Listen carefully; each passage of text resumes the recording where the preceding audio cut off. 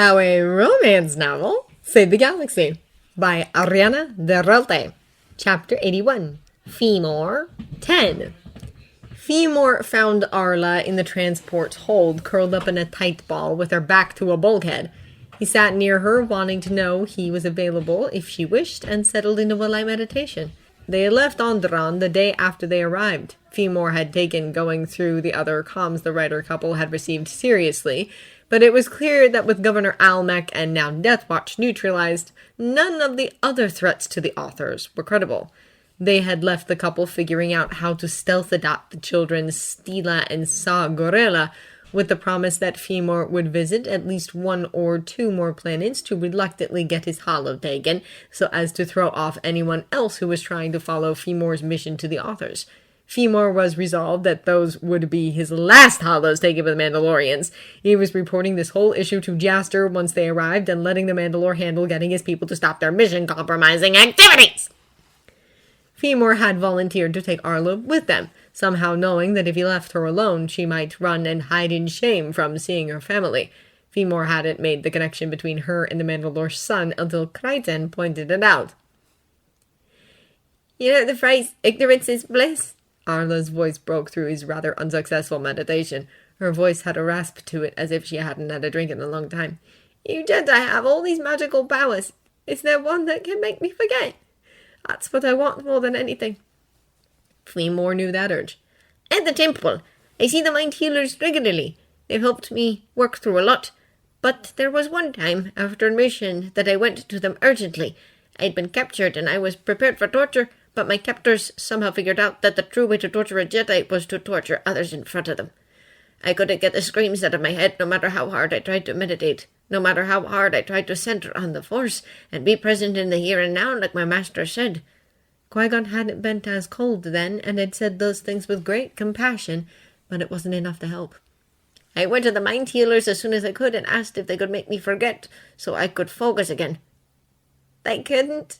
she asked, and there was both sadness and compassion in her eyes. "They wouldn't. It used to be a regularly used technique, but what they found was that having the emotions the memories evoked, without the memories that anchored them, actually made people more unstable over time. And that wasn't even mentioning how the ancient Jedi sometimes punished people by wiping their memories completely." "It still seems like a good trade," said Arla stubbornly. "Short-term gains over falling apart later doesn't seem like a good idea to me." Arla was silent for a few minutes. "So what did they tell you to do instead of forgetting?" she asked. "They actually taught me a way to focus on the here and now, rather than just telling him to do it like I got. You won't be able to do the Force part, but they had me focus on my senses and name for myself one thing I could hear, see, taste, touch, and smell. Touch and the Force worked the best for me. I carried around a small squishy ball in my robe pocket for months." Arla nodded. She looked around the hold and breathed in deeply. The face she made as she swallowed to try out taste made Femor grin. He was pretty sure there were some big barrels of fish in the hold she was smelling and tasting. She cocked her head towards the engine sounds and focused on that for a few seconds before shaking her head in annoyance. Her fingers clenched on the edges of her clothes. The cheap Spacer's tunic and trousers were the only things she owned at the moment. He thought perhaps sight and smell were working best for her grounding in the present. After a moment, though, she thrust her hand out sideways towards Femor. It was instinctive for Femor to meet her halfway. Both their hands were rough from blasters and lightsabers, but they were warm and solid. They stayed that way for a very long time.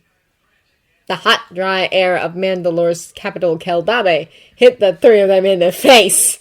Femor shored up his mental shields and braced for Mandalorian admiration.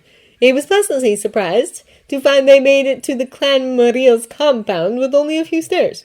Glares from Kryten, now back in full armor, helped. He thought he recognized the armor of the guard on the right. "Darna?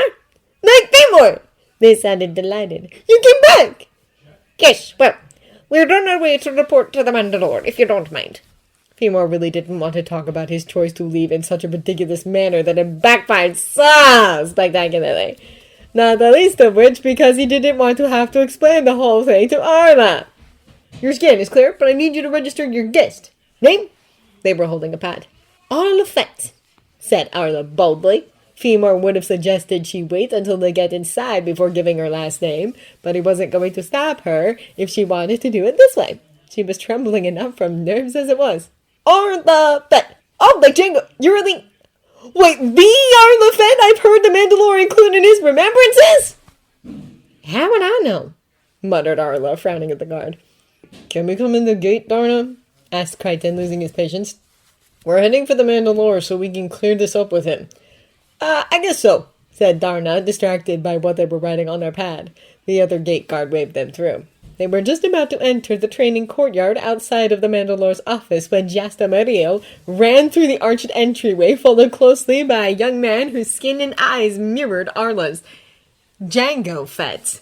Both of them stopped short upon sighting them, though for once their attention wasn't on Femur.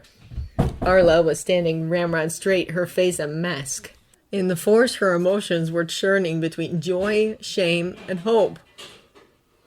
Overvote? Asked Jango. There were tears gathering at the corner of Arla's eyes.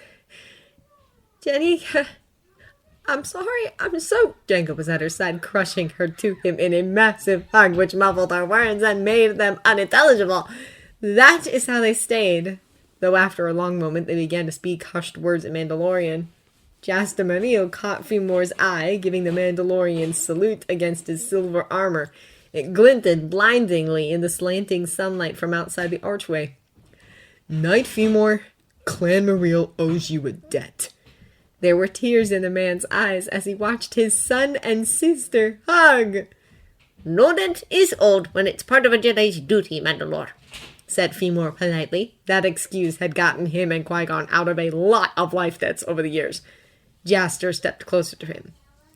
She's telling Jango the whole story, he said in a low voice. You're telling me you often go out of the way to spare the attackers trying to kill your charges. Femur bowed. Whenever possible, sir. Jaster looked at Jango and Arla, who were still clinging to each other. Fair point. Well, you aren't owed a debt by Clan Mariel then. There was a gleam in his brown eyes when he looked at Femur. But you are owed a personal debt by Jaster Mariel to be claimed whenever you wish. If you could do something about the Hollow contest, I would happily call in the debt. This was the perfect opportunity to discharge the debt without asking for anything to honor this. It compromised our mission security. Jaster waved a hand. No need for using your debt then. It's my duty as Mandalore to secure the safety of my people. I will be having words with them about the contest. I'll just have to think of something to repay you. They both watched the siblings a bit more as Master Dooku appeared on the other side of them, near Crichton. He gave the two crying people a wide berth before coming around to approach Jaster, a questioning look on his face. Yon, said Jaster warmly. This is Arla Fett. Femur brought her back to us. Well done, Grand Padawan. Thank you. The short comms he and his Grandmaster had exchanged over the past few weeks had broken through some of the awkwardness from their first meeting. The reunion was starting to gather a lot of uninvolved onlookers, however. Jaster clasped his son on the shoulder, causing both siblings to pull away from each other and look at him, tear tracks on both their faces. Let's go to a more private spot. Crichton sent the hand signal for stand down to Femur, indicating he was going to go off duty. He disappeared into the crowd of Mandalorians. The siblings, Femur and Master Dooku, followed Jaster to a nearby room with an inactive holocam in the center of it. Once Jaster had secured the door, he seemed to internally brace himself before speaking to Arla. It's so wonderful to meet you, Artika. There is something I must confess to both you and your vote. He paused to take a deep breath. All those years ago, when I adopted Janika, you were lost to us. Either marching onwards or trapped where we couldn't find you. Your loss of birth was my fault. No, bull, protested Jango. Jaster gave a warm look to his son. I know now through therapy that it was mostly Tor's fault, but at the time I felt it was mine. He directed his gaze back to Arla. And that wherever you were, you needed just as much support as your Vodika. There were tears in the Mandalore's eyes. So I said the adoption vow with only Demanda as witness, and without your permission, Attica. I have been saying your remembrances for years in case you were marching onward. Arla tried to hold back her tears. She lost the fight. I don't deserve... You can't... I... Femur reached out to her, catching one of her hands. She latched onto it, squeezing tighter than she had in the cargo hold. He hoped it helped ground her a little. Her other hand was tightly in Django's. Everyone was silent as she evened out her breathing. You don't want me as your ad, she said finally. She'd managed to pull her face into a semblance of calm. I very much do, said Jaster. I've considered you mine for years, even if you didn't know it. If you think any problems or issues you have will scare me away, well, in this, I'm as stubborn as any of my people. The only thing that will make me leave is you rejecting me as your right, Attica. There was a slight tremble to the Mandalore's voice as he said it. The brave face Arla had managed to pull together for a few moments was lost again, tears welling at the corner of her eyes. She glanced at Django, then at Femur before squaring her shoulders. Morintable! Jaster checked with his eyes first that it was okay, before he pulled her carefully into a hug. Django joined in. The little family were all crushed together in one big hug, and Femur was up close and personal to it because Arla refused to let go of his hand. He sent a pleading look his Grandmaster's way, but the Jedi Master looked a bit terrified, and he pulled into the hug himself if he went near. Femur was happy to see Master Dooku wasn't immune to his Grand Padawan's pleading, however, since he cleared his throat, the sound echoing in the small but tall room. Perhaps Femur can give you a debriefing tomorrow, so you can continue the family reunion tonight. Don't go, said Arla, her hand tightening on his. Femur surprised himself to realize that, despite the awkwardness of the situation, he really didn't want to leave. He'd have been happy to stay through worse to help Arla Fett. After a second, though, Arla hid her face against her brother's armor and let go, muttering, Sorry. Arla. Femur waited until she looked up. I'll see you in the morning. She gave him a small, genuine smile. Go ahead, Femur, said Master Dooku. So Femur left, feeling content that he'd gotten Arla to smile. That evening, Femur talked with the other Jedi Knights who were in Geldabe. While he'd had to endure some teasing for his spectacular disappearance from Mandalore, he'd also gotten some great advice on dealing with the Mandalorians from Knights Triton and Legro. Namely, his politeness and reticence were actually giving the Mandalorians too many openings to continue their pursuit. A firm no, or as Tryon put it, carg off, would actually get the worst of them off his back, and a shut up would get them off topics he didn't want discussed, like Qui-Gon! Femur had tested it out, going to visit Crichton for dinner with him and Crichton's friends, and damn if it didn't work. He could still sense their admiration in the Force, but he could block them out when he didn't want to feel them. Though we supposed it helped that he now had no urgent secret mission he was trying to keep attention away from. The next morning, his Mandalorian debriefing of the mission was not formally held. Instead, he was brought to breakfast in the Mandalore's quarters by Master Dooku, finding Jaster, the Fett siblings, and a surprise Madame New all eating at a long communal table next to the courtyard in their quarters.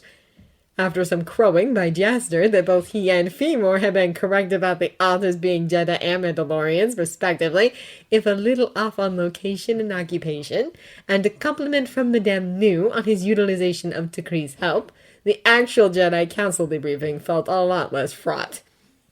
Master Windu and Yaddle were in the room with him as well while he debriefed the rest of the council over a secure calm about his mission.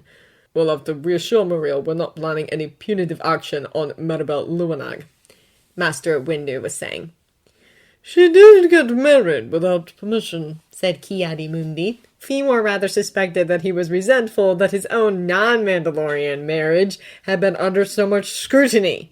We can always reopen the debate on whether Mandalorian wedding vows violate the Jedi Code, said Master Galia. There was just a hint of sarcasm to her tone. No need, said Master Mundi quickly. Femur gathered that must have been a very long discussion. Thank you for your hard work, Knight Femur, said Devoka formally. Unusual request we have received, said Yoda, the gleam in his eyes visible even in the hologram. Femur braced himself. It was never good when his great-grandmaster had that look. Requested you become the Mandalorian sector watchman, Mandalore Maril. Yes. There has never been a watchman assigned to the sector before, said Evan Piel, and we're inclined to grant his request considering recent developments. What is it you wish? Watchman Femor asked Tavoka. You are free to return to the Standard sector, or may take up the post of Mandalore. Femor thought of Arla and his genuine wish to be there for her, at least for a while longer. I'll accept the post in the Mandalorian sector, masters. Then may the force be with you, Watchman Femor, said Master Gallion. Femor bowed. Thank you, masters.